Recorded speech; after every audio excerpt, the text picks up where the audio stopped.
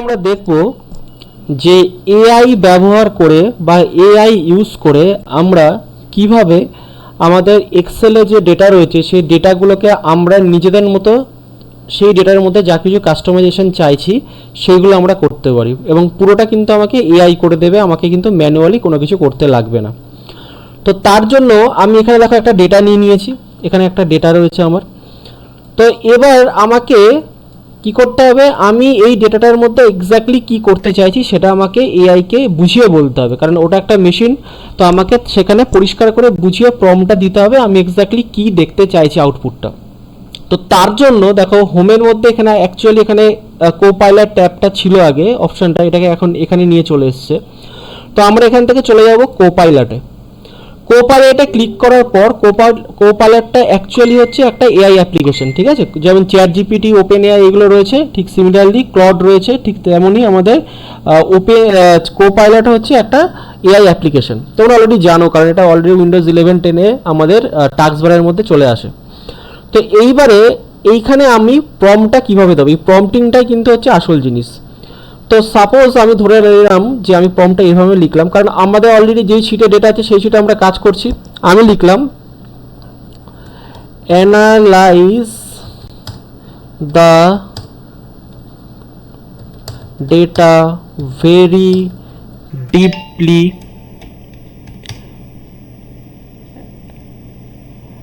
I want a new column,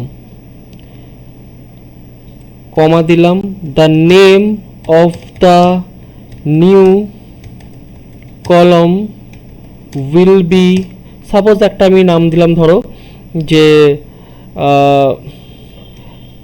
year percentage, এটা just দেখানোর জন্য একটা নাম দিলাম। The name of the new column will be year percentage. এবার আমি বলবো now I want to view the percentage value.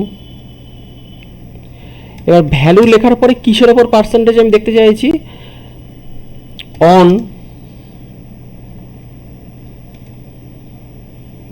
total voters and votes polled।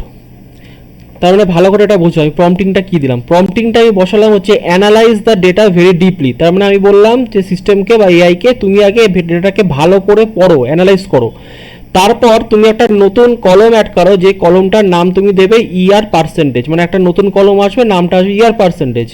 এবং এই কলমটার মধ্যে তুমি আমাকে আমার এই ডেটার মধ্যে টোটাল ভোটার্সের যে ভ্যালু রয়েছে এবং ভোট পোলসের যে ভ্যালু রয়েছে এই হিসাব করে ইয়ার পার্সেন্টেজ একটা নতুন কলমে এখানে এর ভ্যালু ক্যালকুলেশন করে তুমি সেই পার্সেন্টেজগুলো আমাকে দাও।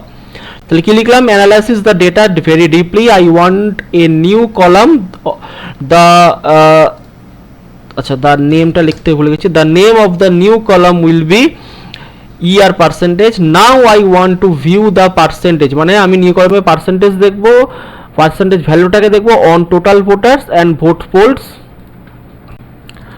কলাম, মানে আরো আমি স্পেসিফিক করে দিলাম কলাম ফিল্ড ভ্যালুস। তাহলে কি লিখলাম, নাও I want to view the percentage value on total voters and votes pooled column fields values. ঠিক আছে, তার মানে এখানে কিন্তু আমাকে কলম নেমগুলো খুব স্পেসিফিক্যালি বলে দিতে হবে, নাহলে কিন্তু ভুলভাল লিখলে কিন্তু দেবে না। এইবার আমি দেখি এই কোয়ারিটাকে বা এই আমাদের প্রম্পটটা যেটা আমি বসালাম সেটা রান করে দেওয়ার পর এক্স্যাক্টলি আমাকে আউটপুটটা কি দেয়। তাহলে এখান থেকে আমরা এটাকে এক্সিকিউট করলাম, এটা কিন্তু অলরেডি এটা ঘুরছে, মানে অটোমেটিক্যালি কিন্তু এটা এক্সিকিউশন করছে, জিনিসটা রিড করছে এবং আউটপুটটাও আমাকে দিয়ে দেবে কিছুক্ষণ পরে। একটু ওয়েট করতে হবে, এবার আমি দেখবো যে আউটপুটটা এক্স্যাক্টলি আমাকে ঠিক দিল না কি দিল।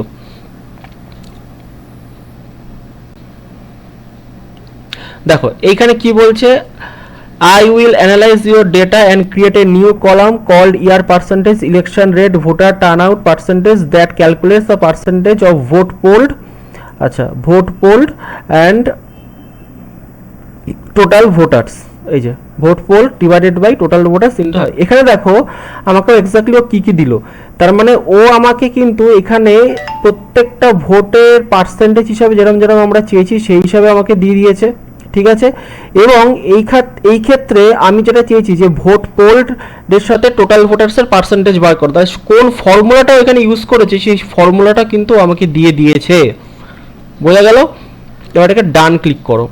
যে ডান ক্লিক করব, আমি যে এটাকে টগল করব, দেখো এখানে অটোমেটিক্যালি আমাদের কিন্তু ইয়ার পার্সেন্টেজ বলে একটা নতুন কলম অ্যাড হয়ে গেছে, আমি সেটাই চেয়েছিলাম, এবং অটোমেটিক্যালি পার্সেন্টেজগুলো চলে এসছে। নেক্সট আমি যদি আর একটা দেখাই, এখানে ধরো আমি এরকম লিখলাম, আই ওয়ান্ট এ নিউ কলম আফটার দ্য, কোন কলমের পাশে চাইছি, year percentage and here I want to view the data as, কি লিখতে চাইছি, ধরো আমি লিখতে চাইছি ক্যান্ডিডেট, আচ্ছা ডেট আছে না ডেটস আছে সেটা দেখে নিতে হবে, ক্যান্ডিডেট আছে, স্পেলিং যেন ঠিকঠাক হয়, candidate name wise,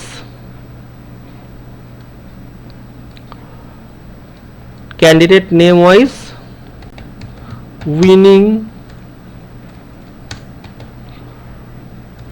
winning margin to the new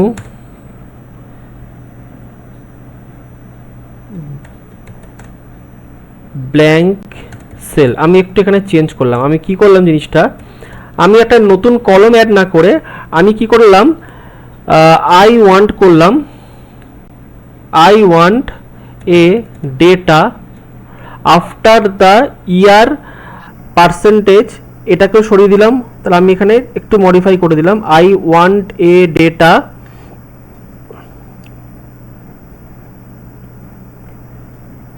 data এখানে আমি বসিয়ে দিলাম where, তাহলে এটা আলাদা করে দিলে বুঝতে সুবিধা হবে। তাহলে কি লিখলাম, I want a data where I want to view the data as candidate name wise winning margin to a new blank cell। তার মানে একটা নতুন ব্ল্যাঙ্ক সেল আসবে, সেখানে ক্যান্ডিডেট নেম ওয়াইজ তাদের উইনিং মার্জিনটা আমাকে শো করবে। এক্সিকিউট করি, কন্টিনিউ উইথ সেভিং করো।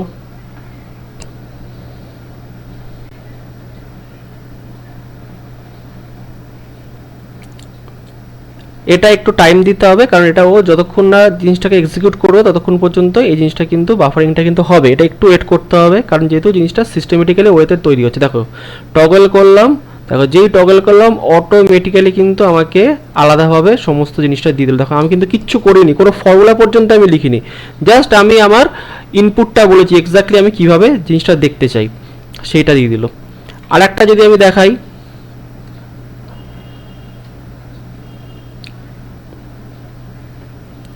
ধরো আমি এরকম দেখতে চাইছি,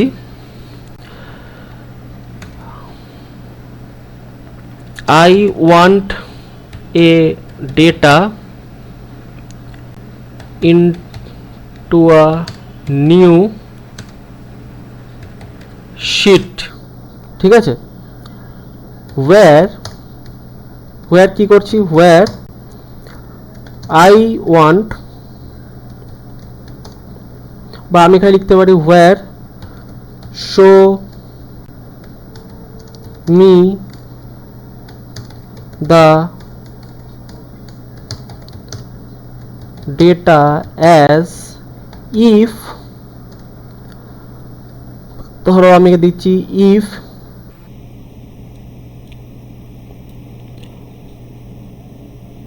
ধরো দিলাম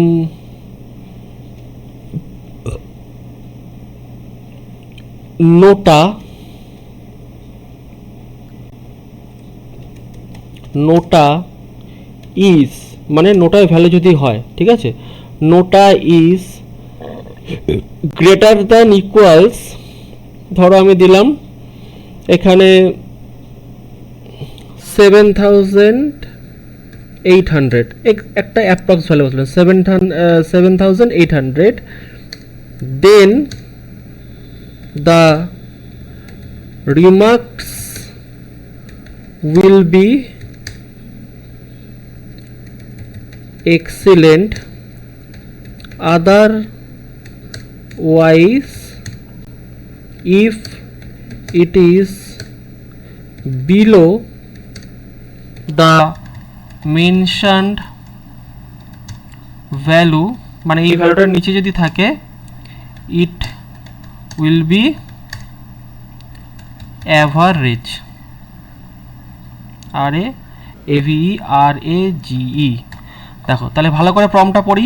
আই ওয়ান্ট এ ডেটা, আমি একটা ডেটা চাই ইন্টার নিউ শিট, একটা নতুন শিটের মধ্যে, where show me the data as, এইভাবে ডেটাটা দেখাও, ইফ নোটা, নোটা মানে নোটার যে ভ্যালুটা, if NOTA is greater than equal 7800, then, এখানে দেনটা বসিয়ে দিই, then the remarks will be excellent, otherwise if it is below the mention value it will be average. তার মানে যদি নোটার ভ্যালু 7800 বেশি হয় বা তার বেশি, 7800 বা তার বেশি, যেহেতু গ্রেটার দ্যান ইকুয়াল দিয়েছি তা হয়, তাহলে আসবে রিমার্কসে আমার এক্সিলেন্ট, আদারওয়াইজ দেখাতে হবে অ্যাভারেজ। এটা আমি চাইছি একটা নতুন শিটের মধ্যে, বললাম।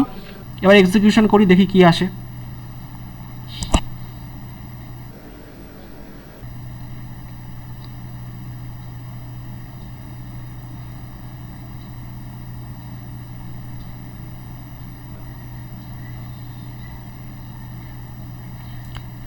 দেখো আমাকে কি দিয়েছে, আমাকে কিন্তু ও already constituency name, candidate name wise additional ডেটাও কিন্তু আমাকে দিয়ে দিয়েছে।